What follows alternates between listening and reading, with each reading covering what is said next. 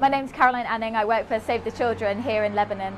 There's approximately 1.2 million Syrian refugees in Lebanon who fled the conflict just over the border. And right now we're in Akkad, a region in the north where there's hundreds of thousands of Syrian refugees living in really, really desperate conditions. Some of the families that we're working with, in fact many of the families we're working with, are finding that life is getting much, much harder for them. They've run out of money, they've lost their savings. And so what we're seeing is that children are being forced to work. Huge numbers of children are being forced to work. At least 3/4 are contributing to their family's income. And that's children as young as 6 or 7 having to go out and work in the fields, work in factories, working 12-hour days instead of going to school. اسمي أمل حسن محمد. أنا عمري 11 سنة. بشتغل بالبطاطا وبشتغل بالتنبك. بشتغل بالأشياء بنشرب ماء، نشتغل بيجيبوا لنا ماء، بيجيبوا لنا نحن بناخذ معنا الأكل، هن ما فينا يجيبوا لنا أكل، يعني كتير نحن ما فينا يجيبوا لنا أكل، نحن كنا صغار نشتغل، بنشتغل شي 50 واحد.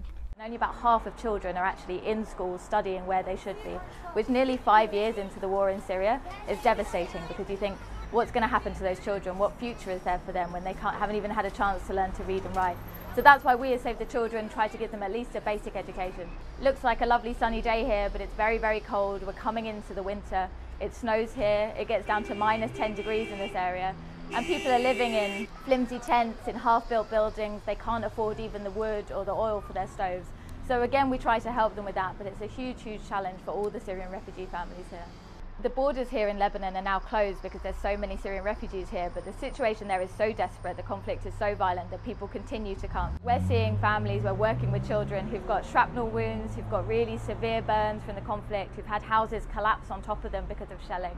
We're working with women who are on their own, trying to look after disabled children, support their families on their own. There's a huge amount of need here, and that's why we're trying to reach all of them, but 5 years into the war, people have run out of money, they've run out of everything. We have to try and continue to help them and provide them with what they need.